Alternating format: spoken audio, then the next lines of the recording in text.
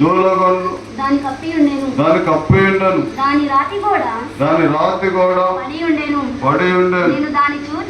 నేను దాన్ని చూచి యోచన చేసుకుంటుని దాని కనిపెట్టి బుద్ధి తెచ్చుకుంటుని ఇంకా కొంచెం నిద్ర ఇంకా కొంచెం కునుకుపాటు పరుండుటకై ఇంకా కొంచెం చేతులు ముడుచుకొనుట వీటి వలన మీకు దరిద్రత పరిగెత్తి వచ్చును.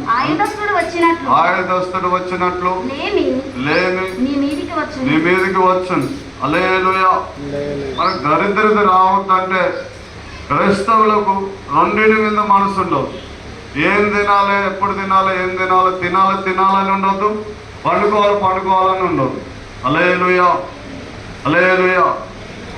నిద్రపోతూ సోమరితనం ఉండొద్దు, తిండి ఉండొద్దు. ఈ రెండు ఉండకపోతే మాత్రం తప్పకుండా దీవించబడదు. మనం ఎక్కువ సమయం దేవునితోనే గడపాలి. ప్రార్థన. హల్లెలూయా. హల్లెలూయా. అలా ఉండాలి. ఏ దేశంలో రాజు భూమి విషయమే శ్రద్ధ పుచ్చుకున్నాం. మన కుటుంబం విషయమే కాదు, మనం అందరి విషయంలో శ్రద్ధ ఉండాలి. మనకు అశ్రద్ధ ఉండొద్దు. శ్రద్ధ గలవారు తప్పకుండా వర్ధిల్లుతారు, దీవించబడతారు. అశ్రద్ధ ఉంటే చేయాలనే టైంలోనే పని చేయాలి. ఇప్పుడు సోమరుడు ఏం చేస్తాడు, దున్నే కాలంలోనేమో అప్పుడు విత్తులు కోత కోసం చూస్తాడు, కోత కాలంలోనేమో విత్తనం వేస్తాడు. అట్లా ఏం పంట వస్తుంది, ఏమి రాదు. ఇప్పుడు చూడండి, ఇప్పుడు దున్నుకోవాలి, దుక్కులు సాఫ్ చేసుకోవాలి. ఇక వర్షాకాలం స్టార్ట్ అయింది.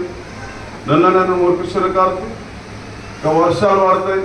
ఇప్పుడు దున్నక అది అట్లనే ఉండి మంచిగా సోమరితనం చేసి అందరు విత్తనాలు వేసి పంట దగ్గరికి వచ్చినాక అప్పుడు దున్నుతుంటే ఏముంటుంది, అప్పుడు